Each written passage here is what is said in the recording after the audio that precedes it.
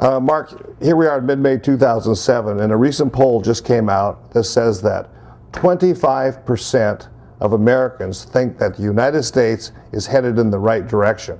Now, that is the lowest percentage of all time, but what do you think about that number? I think there are bridges that I would love to sell these people. These are the dumbest human beings. How in the world can you think that we're headed in the right direction? Under what parallel universe is this good? Is anything that we're doing good?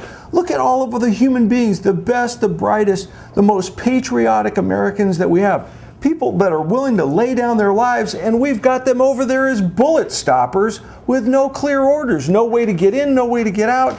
That's good? Any of that sounds good? The largest deficit ever in the history of the United States run up almost overnight? How in the world can that be good? An administration that up until a couple of months ago didn't even believe there was anything such as global warming created by human acts. We got 6+ billion people, and that didn't have some sort of impact on the world. And that's good, I guess. This is just fine and dandy to some people. I've talked to a couple of people who say, well, the problem with Iraq is that the media just doesn't report the positive stories. They only report the negative stories.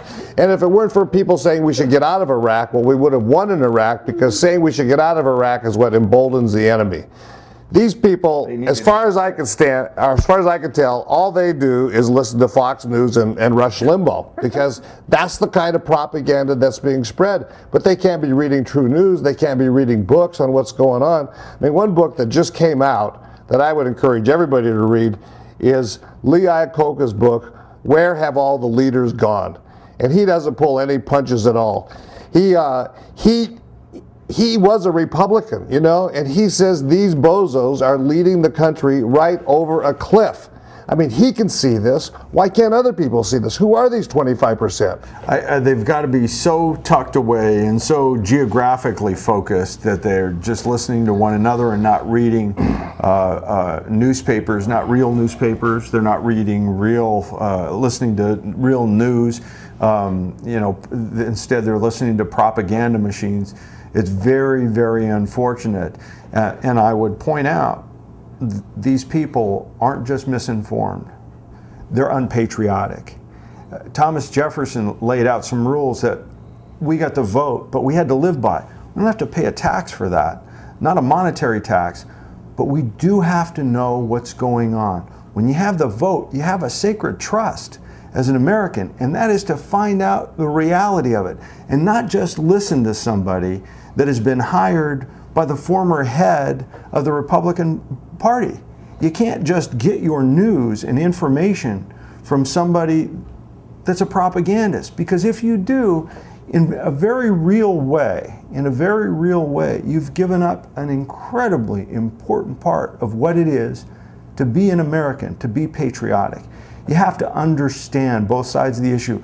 I think I understand what motivates people to be on the other side, and if my child was over there, I got to think that I would want them to come back with a clear conscience. But big picture, more than anything else, I just want them to, if their life meant something, it might be worthwhile. But the idea of throwing it away for absolutely nothing, it's just so disheartening. Yeah. One of the things Lee Iacocca points out in his book is that in the last presidential election, only 45% of eligible voters voted. That is an astonishing statistic, and look at the mess that that's got us in. You know, if you take that 25% that thinks we're going in the right direction, and they all vote, well then they outvote whoever else is left. And those of you who are out there who think we are going in the wrong direction, you got to get off your ass, speak up, and get out there and vote and support an appropriate candidate here. You know, we are going over a cliff. Or I should say, Lee Iacocca says we're in the Titanic heading for the iceberg, and people are just listening to their iPods and watching American Idol. Get off your butt. Let's do something to save this country.